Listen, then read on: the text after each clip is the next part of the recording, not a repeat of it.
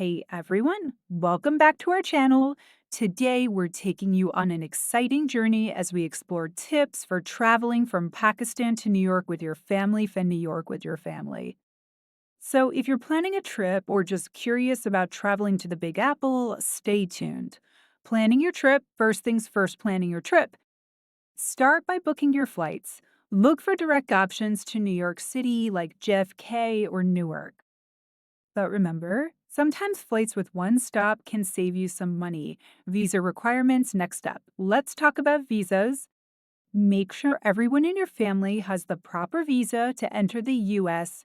Check out the US Embassy's website for detailed instructions on how to apply. Accommodation. When it comes to accommodation, look for family friendly hotels or vacation rentals.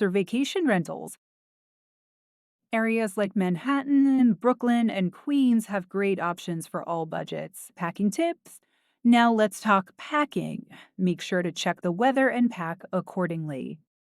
Don't forget your travel essentials, chargers, snacks, and any medications you need. Things to do in New York. Once you arrive, there's so much to see. Visit iconic spots like Times Square and Central Park, and don't miss the Statue of Liberty. If you have kids, check out the American Museum of Natural History. It's a hit with families. Transportation tips. Getting around New York is easy. The subway is a great option. Just grab a Metro card when you arrive and be prepared to do a lot of walking. Many attractions are close to each other. Final tips. Before you go, here are a few final tips. Get a local SIM card or an international roaming plan to stay connected. And consider getting travel insurance for peace of mind.